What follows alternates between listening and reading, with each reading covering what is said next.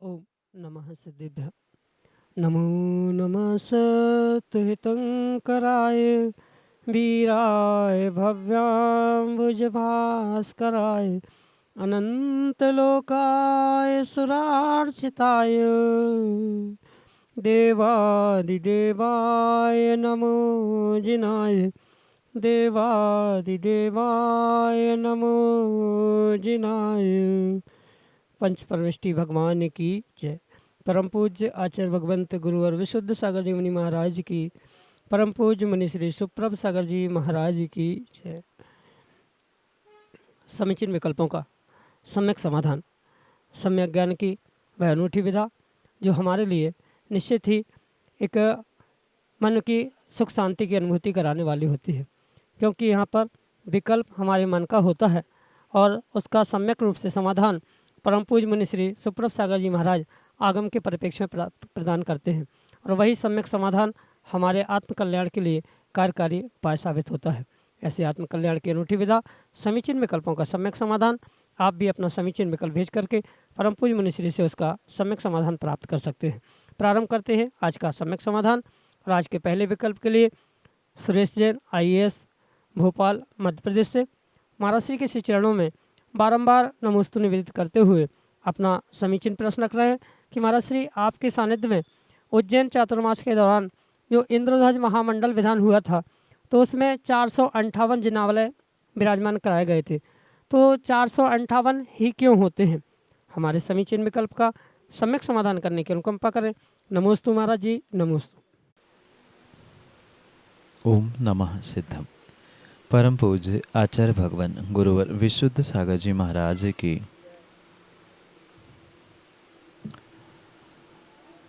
जो तीन लोक में ऊर्ध्व मध्य और अधोलोक में अकृत्रिम जिनबिंब जिन चैत्यालय हुआ करते, उनकी जो संख्या निर्धारित प्रत्येक लोक के संबंधी कही जाती है, उन प्रत्येक अकृत्रिम जिनबिंबों की वंदना वह स्वर्गों के देव अपने शक्ति के अनुसार करते हैं।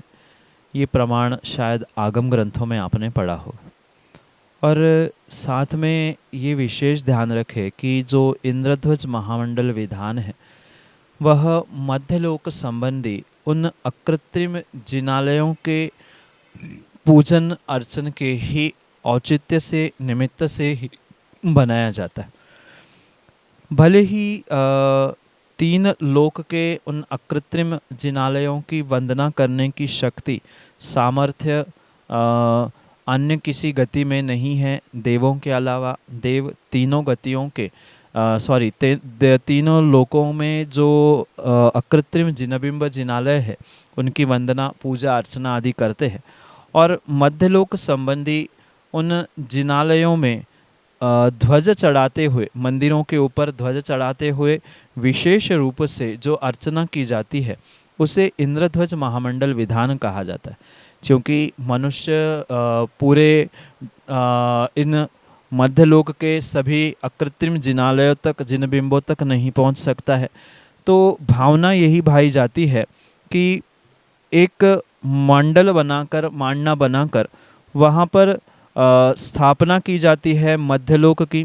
मध्यलोक के जिन द्वीपों में ये अकृत्रिम जिनालय विराजमान हैं, उन स्थानों पर उन जिनालयों को कृत्रिम रूप से रखा जाता है और उस पर ध्वजा चढ़ाते हुए अर्घ्य के साथ उस मांडने की इंद्रध्वज महामंडल विधान के रूप में पूजा अर्चना की जाती है। ये जो सौभाग्य देवों को मिलता है, जो देव इन मंदिरों की मध्यलोक के अकृत्रिम जिनालयों की ध्वजा चढ़ाते हुए पूजन अर्चन करते हैं, उसी का एक लक्ष्य उपलक्षण रूप कार्य यहाँ करते हुए उस इंद्रध्वज महामंडल विधान की रचना की गई।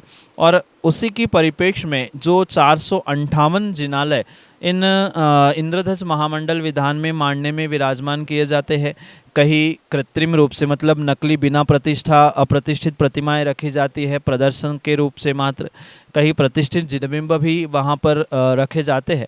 तो जो मध्यलोक संबंधी 458 जिनालय विराजमान होते हैं, उन 458 जिनालयों के निमित्त से ही इंद्रध्वज महामंडल विधान में उन पर ध्वजा चढ़ाते हुए भगवान की आराधना करने का सौभाग्य प्राप्त करने के लिए ये 458 जिनबिंब प्रतिष्ठापित या मतलब अगर सूर्य मंत्र दिए हुए स्थापित है तो उनको विराजमान किया जाता है। कहीं कृत्रिम मतलब मात्र दिखावे के लिए एक सामान्य रूप से स्टैचू के रूप में उन जिनालयों को या प्रतिमाओं को रखा जाता है, पर ये संख्या इस क्षेत्र संबंधी मध्यलोक संबंधी स्थित है या निर्धारित है, इसलिए वो उतनी ही प्रतिमाओं को वहाँ लाया जाता है।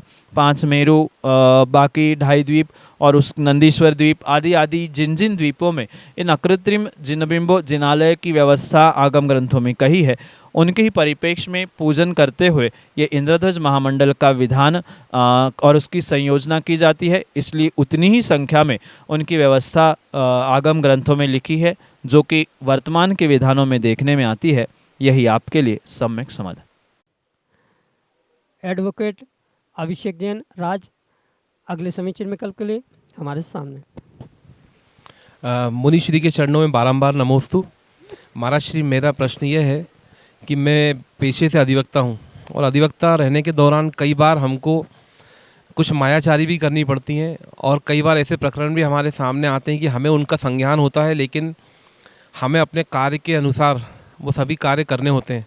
तो महाराज श्री, मेरा निवेदन ये था कि इसमें हम कैसे, क्या हम जो कार्य करते हैं, जो आपराधिक मामले आते हैं, अपराधियों के प्रकरणों को पैरवी करते हैं, तो क्या कृत्य कार्य अनुमोदना का उसमें हमें पाप लगता है? यदि लगता है तो कैसे हम उसका निराकरण करें और कैसे उसका हल निकालें? हाँ, ये तो सत्य है कि जीव जैसा कार्य करता है उसके लिए उस कार्य के अनुसार कृत कारित अनुमोदना का पुण्य या पाप अवश्य ही लगता है।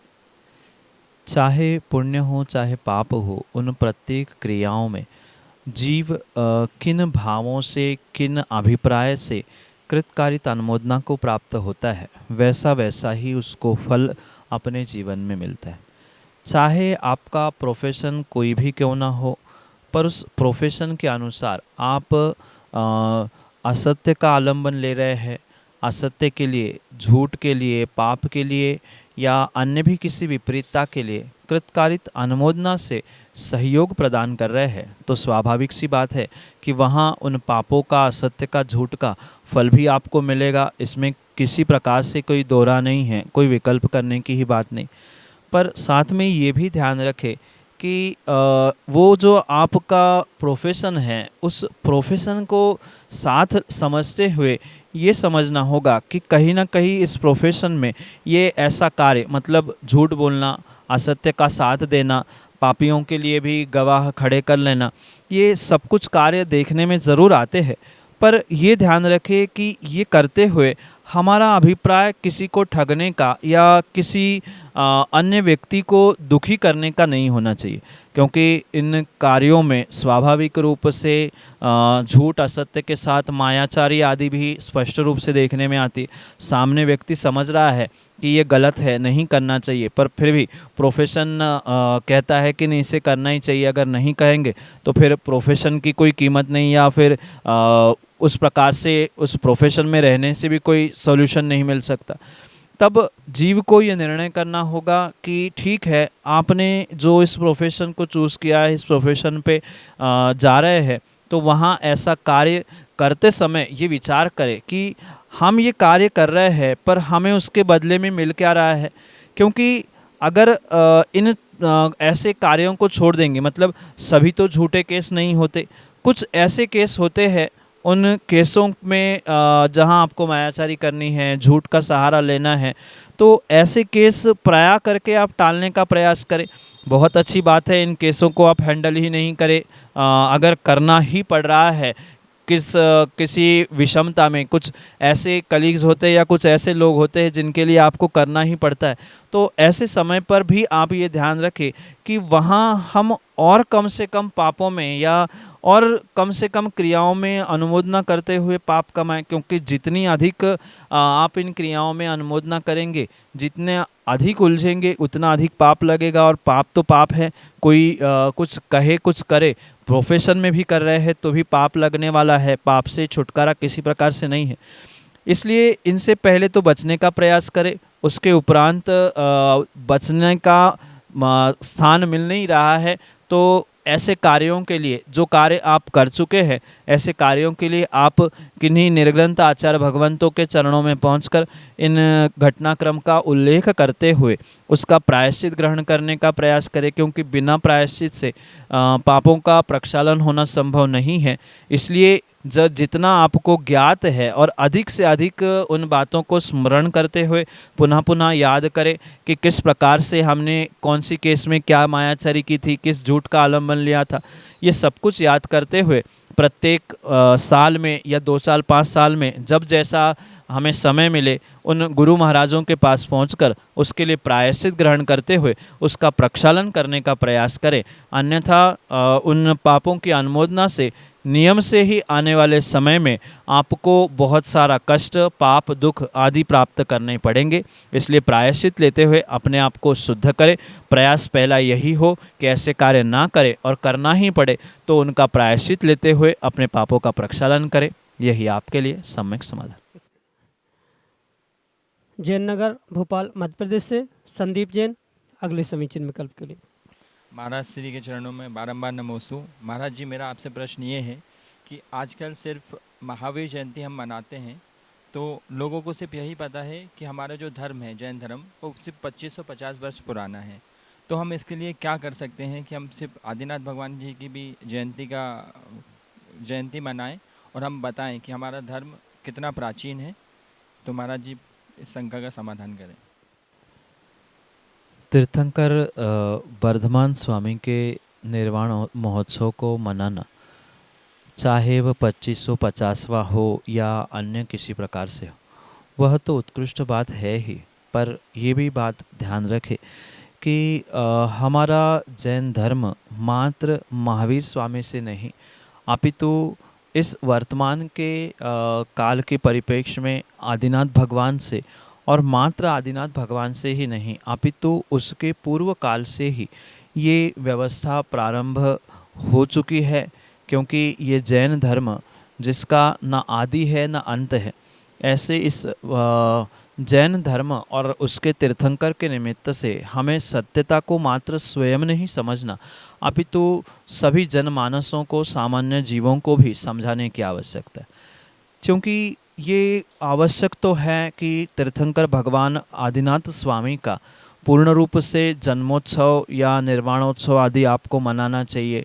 कुछ सालों से कई स्थानों पर बहुत ज़ोर शोर से आदिनाथ जयंती मनाना या आदिनाथ निर्वाण आदि मनाना ये देखने में आ रहा है, पर कुछ एक ही स्थानों पर ये व्यवस्था दिख रही है, सर्वत्र ये व्यवस्था समझ में नहीं आती।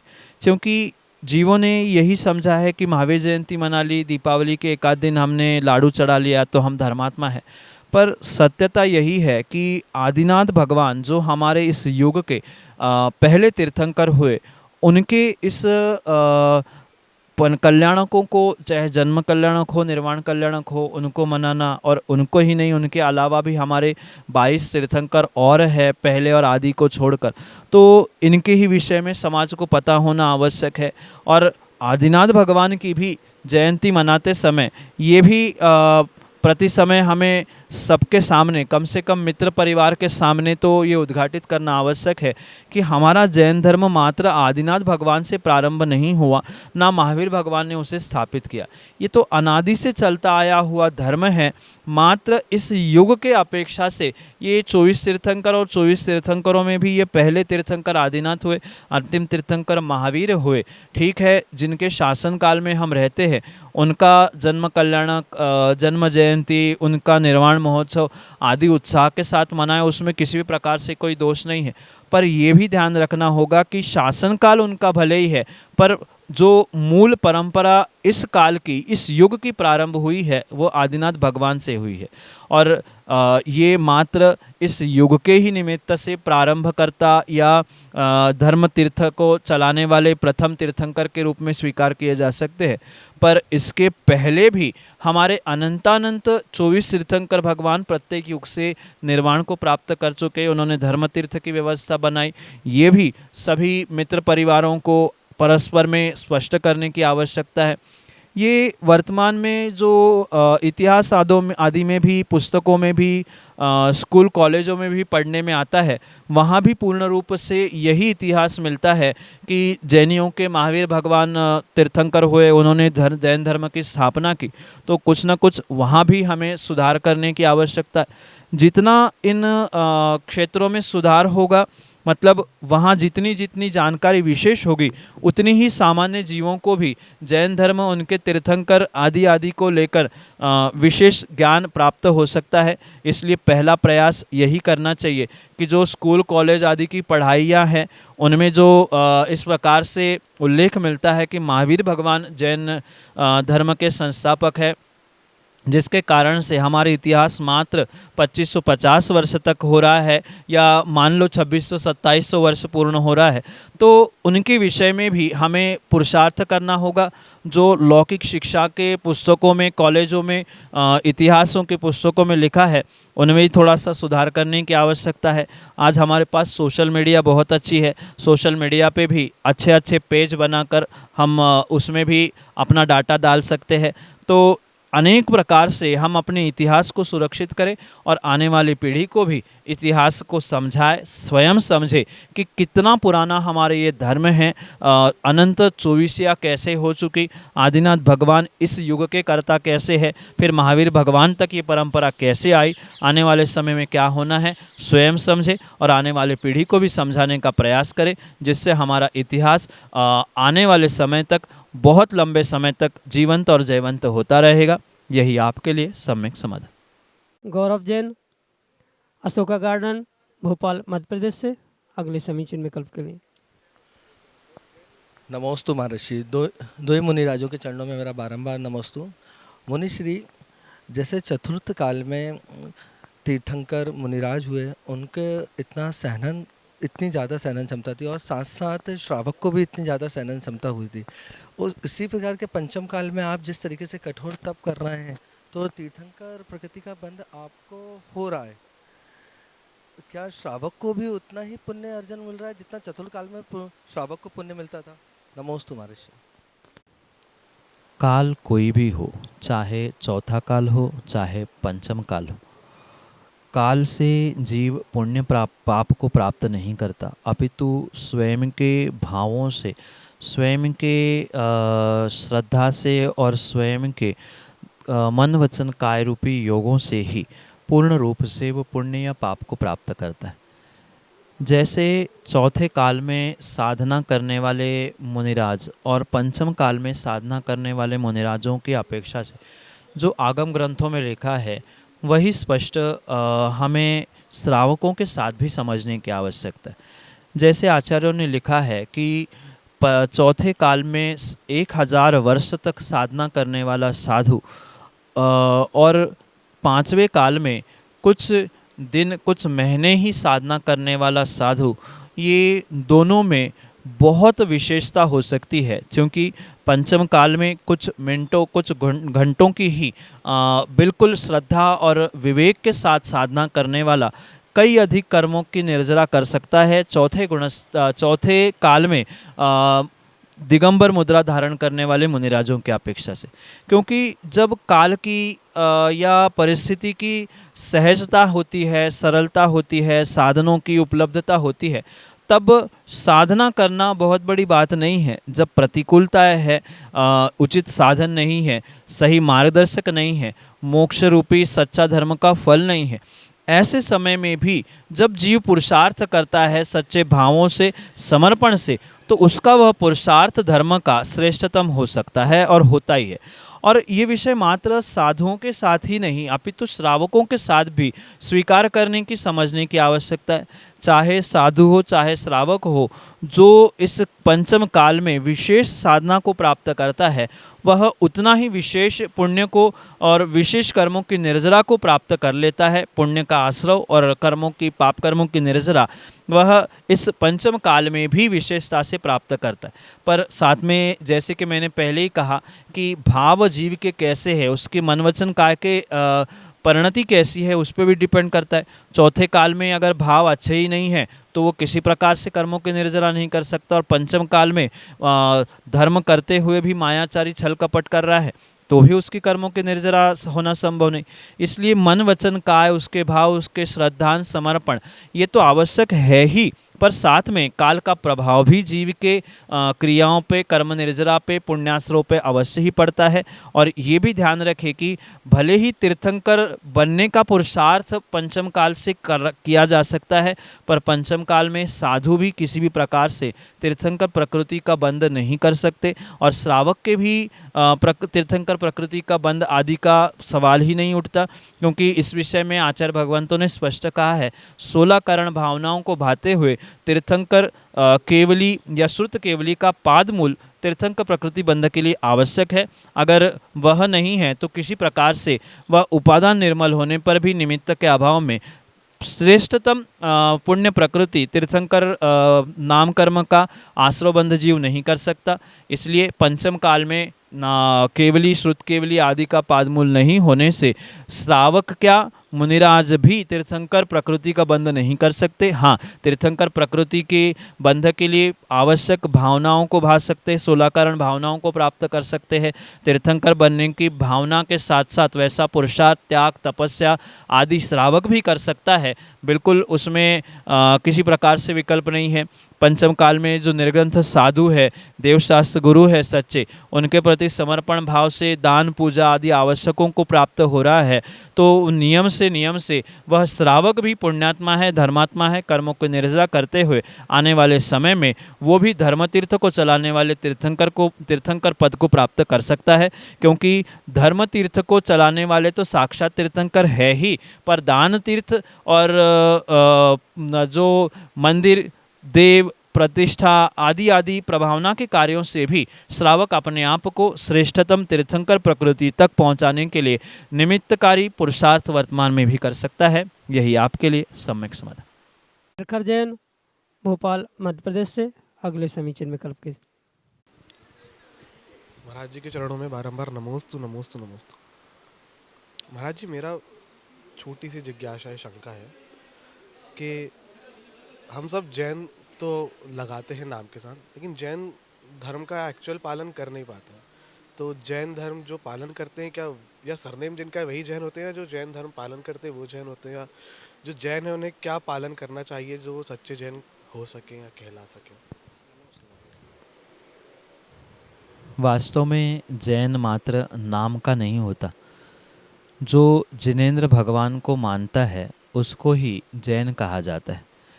जिनहा देवा यस्य स जैनहा, ऐसा आचार्यों ने कहा है कि जिनेंद्र भगवान ही जिसके आराध्य है, उनको ही नहीं अपितु जिनेंद्र भगवान की भी जो मानता है उसे ही कायदे से जैन कहना चाहिए। पर वर्तमान की व्यवस्था और तात्कालिक परिस्थिति को देखते हुए या सभी कुलों में और सभी धर्मों में जो व्यवस्था चल रही है, मात्र जन्म लिया कुल में तो वह जैन हो गया, श्रावक कहलाने लग गया, देवशास्त्र गुरु का भक्त कहलाने लग गया। मात्र जैन कुल में जन्मने से कोई जैन नहीं होता, कोई श्रावक नहीं होता। उन गुणों को प्राप्त करना परम आवश्यक है। जैसे जैनियों के लिए कम से कम 8 मूल गुणों को धारण करना, 3 कुलाचार को प्राप्त करना आवश्यक है। छने पानी का प्रयोग, रात्रि भोजन का त्याग, अभक्ष का त्याग आदि रूप जो कुलाचार है, साथ में जो 8 मूल गुण श्रावकों के कहे, अगर वो उसके जीवन में नहीं है तो किसी प्रकार से वह आगम के परिप्रेक्ष्य में जैन कहलाने के लिए उचित नहीं है, योग्य नहीं है। नाम लिखने के लिए तो आज कोई भी जैन लिखता है, और कई सारे ऐसे भी स्थान हमने देखे और कई सारे ऐसे भी व्यक्ति देखे कि उनको आजकल जैन लिखने में भी शर्म आती है, तो उन्होंने जैन लिखना छोड़ दिया है। तो कोई जो नहीं है वो जैन कुलाचार का पालन कर रहे हैं, और जो जैन कुल में जन्मे हैं वो जैन कुलाचार का पालन नहीं कर रहे हैं।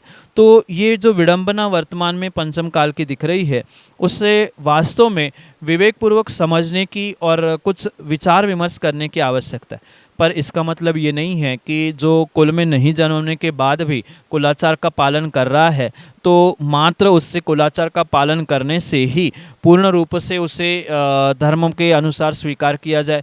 क्योंकि बहुत सारे अपने कुछ इष्ट की प्राप्ति के लिए भी, दिखावे के लिए भी जैन कुलाचार का पालन करते हैं, और फिर जैसे ही कार्य सिद्ध हो जाता है जैन धर्म और मंदिर देवशास्त्र गुरु को छोड़ देते। तो मात्र किस कारण से वो कुलाचार का पालन कर रहा है, जैन सदाचार का पालन करना, ये भी समझना होगा, उसके आगे पीछे का इतिहास भी पता करना होगा, तभी उसके विषय में पक्का निर्णय किया जा सकता है। पर यह सत्य है कि मात्र कुल में या किसी परिवार में जन्म लेने से कोई जैन नहीं होता, उसका आचरण भी वैसा होना आवश्यक है। नहीं है तो नाम का जैन तो होता ही है, क्योंकि बहुत सारे जैसे नाम के व्यक्ति होते हैं, गुस्सा करने वाले को भी शीतलचंद नाम दिया जाता है। तो जैसे नाम से है ऐसे ये नाम के जैन हो सकते हैं। यही आपके लिए सम्यक समाधान।